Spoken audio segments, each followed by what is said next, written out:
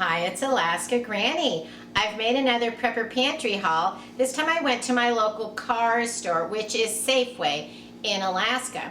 And yes, the prices have gone up dramatically. It's always been more expensive than shopping somewhere like Walmart, but it's really was phenomenally more expensive what I bought today than what I bought on Prepper Pantry hauls in the past. Prices are really going up.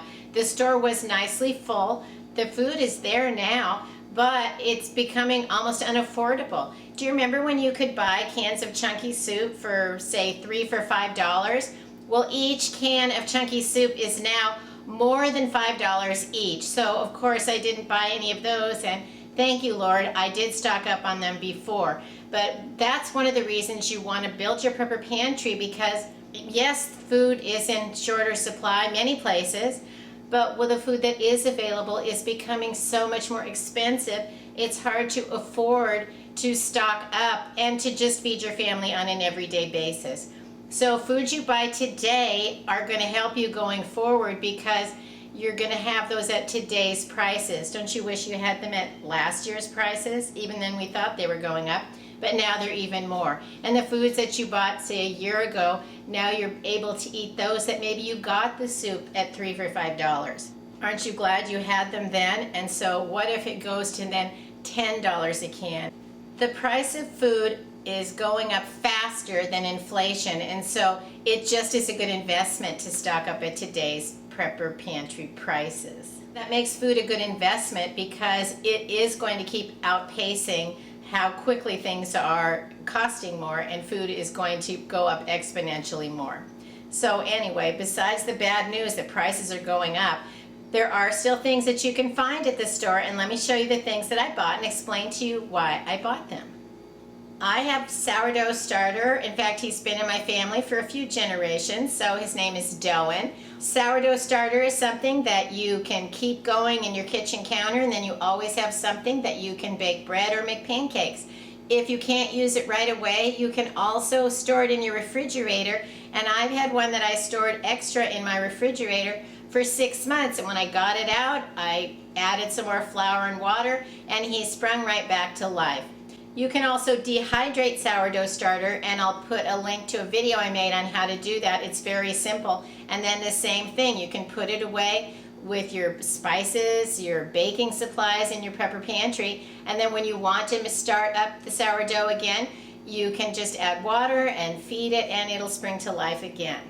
I also recently bought a bread machine, and I'm trying out baking sourdough in the bread machine. In order to keep the sourdough going, I like to use organic whole wheat flour. Flour has been extremely hard to find, and the whole wheat has been very much more difficult. Plus, this 5-pound bag was almost $10. My experience is if you want to feed your sourdough starter, you need to start with organic whole wheat flour because you want flour that's alive. If you get all-purpose or bleached flour, it's basically been neutralized. It isn't going to be alive anymore like natural flours, and so this is what you need to really keep your sourdough starter going. I want to keep my flour fresh, so I bought a container that hopefully it'll fit right into it, and that'll keep the flour fresher longer. You don't want to ever store things like flour just in the bag because first of all they can get contaminated with the weevils, and weevils are something that are naturally occurring in your flour. So you want to try to avoid those hatching. So one of the things you can do is store the flour in your freezer for a few days and then let it come back to room temperature and then put it into an airtight container. So you can see this Rubbermaid container is going to fit nicely with my 5 pounds of whole wheat flour. And speaking about ridiculous, this container was $15, but you need to store your food in an airtight container. And it's better if you store your food in the container that fits it so that you don't have just a little bit in the bottom and then all this extra air in between. You want the size of your container to fit the amount of food just to keep less air in the container with your food. So this is going to fit nicely. I'm going to pour it out of the bag, snap on the lid, and store it in my pantry where it's cool, dark, and dry. Finally, more of the Idaho and baby red potatoes. I like to store these in my Prepper Pantry because you only add water and then you just stir them up and they're ready to go, and they're quite delicious. I've also found that these have lasted several years past the date on the package. One thing I like to do is put these into, say, a 5-gallon bucket, fill it up with all kinds of packaged foods like this, put on the lid, and then they store extra airtight for several years. They're not going to last forever like, say, just potato flakes, because they have other ingredients in them. However, just potato flakes, you have to add things like milk and butter, and you may not always have that. So I prefer to have these kind of mashed potatoes and to rotate them every few years, just to make sure that I still have potatoes that I actually like with the ingredients that go with it to make them. I bought 1 box of Idahoan cheesy scallop potato. These were almost $4. I know that you can go somewhere like the Dollar Tree and you can get boxes of scallop potatoes for $1.25, but this one was almost $4, and so rather than get 4, I could only afford to get 1 on this trip to the store. My favorite crackers are Triscuits, and I love this avocado cilantro lime, so I picked up 2 boxes. These will last about 9 to 12 months on your Prepper Pantry shelf. Don't try to store foods like crackers, cookies, and cereal long term. It just isn't possible. They're going to go stale, and the ingredients that have, say, oil in them are going to degrade over time. So buy as much as you can use within a few months to a year, but then make sure that you're rotating and eating those foods and replacing them. If you don't plan to eat them, then why are you storing them? I've been buying the big bags of banana chips at Walmart, and they're really delicious, so I was able to pick up a smaller bag at the Carr store, but these are more organic, but they were also like twice as expensive, but I was glad to pick them up because you can't always get everything at the cheapest price. What you need to do is continue to buy the things that you need at the prices that you can find them if it's still affordable. And so sometimes we just have to grin and bear it and go ahead and pay more if they're foods that we really want to have in our pantry. I picked up more of the Applesauce Cups. This is something that I put together with my DIY MREs, and I've been rotating some of those because they've been a year or 2 in my bug out bag and with my emergency meals, and so this is going to be rotated into fresh food that I put into some of the DIY MRE ready to go meal kits. I normally buy the Betty Crocker Just Add Water muffin mixes, but they didn't have any, and so I did see this one, which I haven't ever tried before, but it was on sale for 75 cents. And so while I was tempted to get every single one of them simply because that was such a good price, I wasn't sure that they were going to be tasty, so I only bought not 1 but 2. My rule usually is if you see something you think you like, buy 1, take it home and try it. And if you like it, you can always go back and get more. Because say I had bought a dozen of these and then they aren't very good, that would have been a lot of wasted money that I could have saved to buy the products I actually do want when I find them again. But it was on sale, so it was a good time to try it. I bought 6 jars of the Tostitos Cheesy Dip. This is turning out to be something that my family likes, that I can spoon it over things like chili. They like it, and if you can't always have the fresh cheese you want, this is going to be a good option. So I've tried it over a few recipes in the last week or 2 because I've had some that's been in my pantry for quite a while, and yes, it was a success. So I bought 6 more jars of it. Is it going to last as long as, say, powdered cheese? No, and it's spicier than just plain cheese, but you want to be looking for substitutes, alternatives, foods that you can still add into your pantry meals so that you can go ahead and serve the foods that you want. I'm putting together some of my pantry meals that I put all together in a Ziploc bag. This is going to go in with the white bean chicken chili because it's a cheese that I can have that can live in the pantry with the other ingredients, and then you just pull it out, make your white bean chicken chili, and you have the cheese already with it. If you don't have fresh cheese in your refrigerator or even stored in your freezer, then you still have something.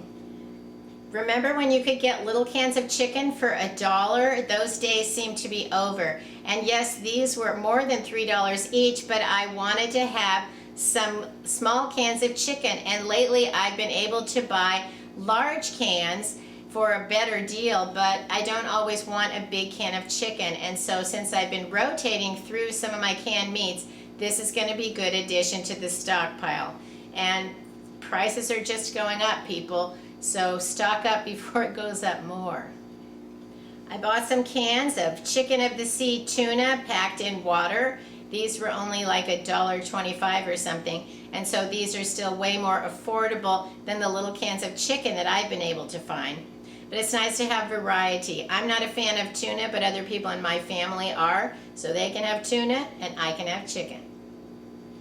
I bought 6 of the La Victoria Salsa Verde, which is the green hot sauce, because this goes into the packets to make the white bean chicken chili. So I have 6 of these to go into those packets that I'm going to put together of the chicken chili. This is something that's been in short supply. I tried to order it online from Walmart and they had none of any brand and you couldn't get it at all. So when I saw it in the store at Carr's, which is Safeway, then they had 6 jars, which is what I wanted, so I went ahead and put all 6 of them into my cart. If you've not tried fruit salsas, you need to try them because they're absolutely delicious. They're completely different than red salsas because they're sweet. They have the fruit in them. So I bought this Newman's own pineapple salsa. Sometimes you can find them with mango and those are even better. And what I plan to do with this is I have a package of boneless pork ribs, and I'm going to pour this over it in the crock pot, and it's going to be absolutely delicious. And you can serve it with rice and whatever side vegetable you want. It's going to be delicious. So this is one that I like to rotate through my pantry. When I see them, I buy them. You can't always find the fruited salsas, and so it's a great thing to pick up to add variety into your prepper pantry if you like that kind of thing. I bought 6 more cans of tomatoes, and these are with onions, celery, and green peppers. So it's a little different. I was actually looking for the ones that have, say, basil and oregano that are more Italian style, but those don't seem to be available. They did have some that had jalapenos or something, but that's too spicy. I was looking one that was actually like Italian, but actually had some of the Italian spices in it.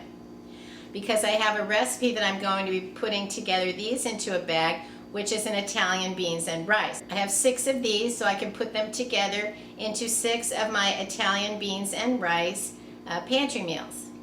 I bought cans of beefaroni because I have an easy recipe that I make for beefaroni chili that my family actually likes. And I made a big pot of it recently. We hadn't made it in a while, and everybody liked it. And so I bought 6 of these to put together, 6 of the beefaroni chili meal packets to go in my prepper pantry. So if there are meals that you like that you can put together with Ziploc bags, or just stack the foods together in your pantry, or have an idea that you want one of these, one of these, one of these, then make meal ideas when you're shopping for food. Don't just pick up something randomly. Have an idea what you want to do with it so that the food is useful to you once you get home. In a video I made recently, I had said that I bought a bunch of pasta sauce, and I said don't buy just pasta sauce if you don't have pasta, because I'm thinking if you go to your prepper pantry and say you don't have a large stockpile and you just have a few things, you don't have the meals together of what you're going to make. And several people commented it makes great soup, which I make soup out of it too. I was thinking of it as just the simplest meals in your prepper pantry, pasta and sauce, that without the pasta your sauce isn't as useful as it is with it. But if you have ways that you put it together, that's fantastic. You don't have to use these foods in just one way. Have ideas how you can use them, because the more ways you figure out how to use your food, the more you're going to enjoy your meals. And if you say you buy something you don't really like I don't really care for the beefaroni, but when I make the beefaroni chili, it has enough other ingredients and flavors and spices that it's enjoyable. Everyone will eat it that I've served it to, and so that works great. It makes a nice big pot of food. Kids like it, and even the adults that I've given it to, they ate it without complaining. And maybe it wasn't their favorite chili they ever had, but it was enjoyable. And having food is what really matters. We want to make sure that we have the foods that we can feed our family, because every meal that you put away today is a meal you prepare for the future. It's a gift to future me that I have food for my family. And if I can put up 1 or 2 extra cans, and then I know that I have 1 or 2 extra meals in the future. Do you see how comforting that is, that you don't have to worry that you might be missing meals? It's comforting to have that knowledge that you provided going forward. The future is uncertain. No one really knows, and we have been challenged beyond belief in the last few years, and it's just one thing after another just keeps dogpiling all of these crazy things in the world. So we're not going to go to the store one day and it's completely empty. That does happen some places, but it's not very likely to happen to us. But we may go to the store and we can't afford to buy any of the things, or the foods that we want to buy are not available, and so you have to pay an exorbitant amount for foods you didn't really want. So having enough food put away to begin with helps you deal with those kind of situations that we're all facing more and more of these days. Leave us a comment if you have favorite prepper pantry ingredients that you're stockpiling, and maybe give us some tips on how you're using them, because the more that we share with each other, the better prepared we can all be, which makes us all have a better day going forward. If you enjoyed my video, I hope you'll share it with someone else you think might like it. Please subscribe to the Alaska Granny channel.